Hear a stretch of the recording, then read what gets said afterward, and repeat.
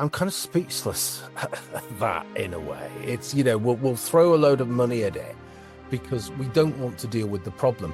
An immigration open door policy, and if you question it for 1 second, you are racist. You're a literal Nazi. More than anybody, because you've worked at all levels, but you've also worked on the ground. You've been on the streets, you've worked with kids, and you know the impact that dreadful policy, that dreadful decisions, that idea that we have to have an immigration open door policy, and if you question it for 1 second, you are racist. You're a literal Nazi. If you do any of that, there is no conversation to be had. And now, in a way, it's too late. The planes crashed into the mountain. Our cities and our towns are becoming completely and utterly dysfunctional. Right. So you've got Manchester and you've got Leeds, which are the big centres. But you've also got places like Huddersfield, Bolton, and various other places around Yorkshire and Lancashire, and they cannot cope with the influx of mass immigration. It's exactly the same thing, but they don't have the size and the infrastructure either. So in lots of ways, people are telling me, I've not been to Bolton for quite a long time. I used to love it there, but people are telling me that the city centre is even worse, than Manchester in terms of homelessness and in terms of violence and in terms of marauding people who really shouldn't be there. So a lot of it is down to politics, is down to politicians, is down to bad decisions. And I don't know. I mean, one of the things that I keep thinking about is that we can't just let them get away with this. We can't just let them just keep quiet about it. Well, one, they keep quiet about it. Two, they say it's not happened. We're imagining it. It's the same as it ever was. Manchester, great. Or three, they say something like, well, I always had quiet reservations about mass immigration, and I was always quite, oh, well, you're too late. Right. We need to hold you to account. You've done this to our culture, and I'm not quite sure how we're going to bring it back. We need a political earthquake, don't we? We need huge change, and we need some British versions of Donald Trump, and hopefully those people are coming through now. We may not know their names yet, but hopefully they're coming through. Let me give you two examples about why the city centre is in the state it's in.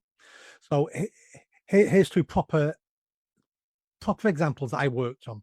So do you know the Manchester Library?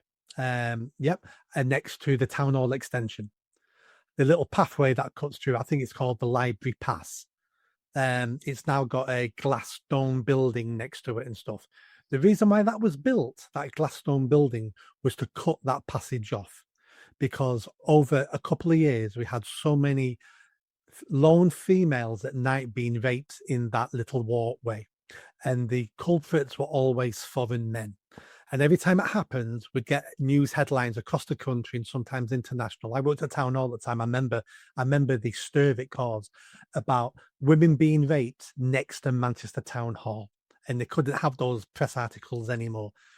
So they couldn't tackle the problem, which was foreigners raping drunk white women on nights out.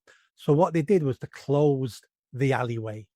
And they spent 10, 15 million building a glass dome to give him an excuse to close the alleyway off.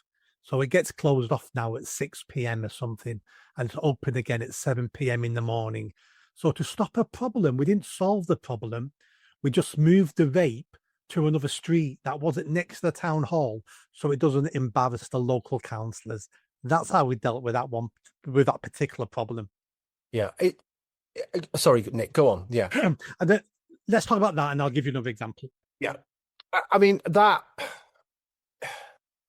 I'm kind of speechless at that in a way. It's, we'll throw a load of money at it because we don't want to deal with the problem, but we'll actually we'll change the structure of the city. We want to avoid it that much that we'll change the structure of the city. And this is what we're seeing on a broader level, isn't it? At all levels, because like you're talking about foreign men raping women. Okay, at New Culture Forum, we've just made a film about this, actually, presented by Alex Phillips in our Heresies series. And if viewers haven't seen it, do do watch it because it is incredibly hard hitting. It's a very simple film, and it's all about stats because the data is in now, right? And we can see in terms of prosecutions that people from places like Afghanistan, Albania, all of those places, it's off the scale in terms of sex crimes, right? People just don't want to deal with it, right? And so what they do is they try to kind of put the problem on other groups. And the classic example is that recent drama Adolescence. Right? Yeah, you would say that. It's not strictly about that's about murder, but it's not a million miles away, right? This is what they do. So the villain is a white working class boy from a functioning white working class family, a family that is functioning and together. And the evidence is completely the opposite. Okay. It's the opposite of everything that those characters are. And this is what they do. They'll take a very vague thing and say, oh, well, we need to deal with misogyny and poisonous masculinity. All right.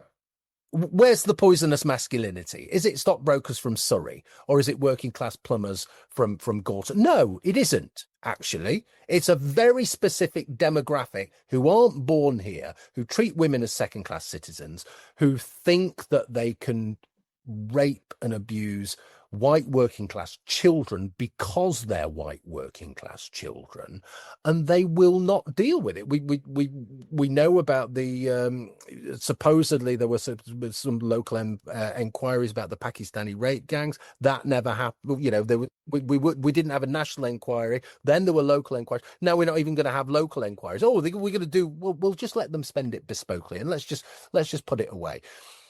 In other words, what they don't want to do, Nick, is they don't want to admit that their worldview is upside down, that their worldview is wrong. If you admit that everything you've done over the last 30 years has led to the rape and mutilation and murder of white working class children because they're white working class children, you have to be held accountable for that. And you have to ask yourself some really serious questions. You don't want to do that, okay? Because the ramifications, the implications are just unthinkable for them. So they will do anything rather than do that. So our task is to hold them to account. And I keep coming back to this same thing again and again and again. We really do need to hold them to account. Yeah, absolutely.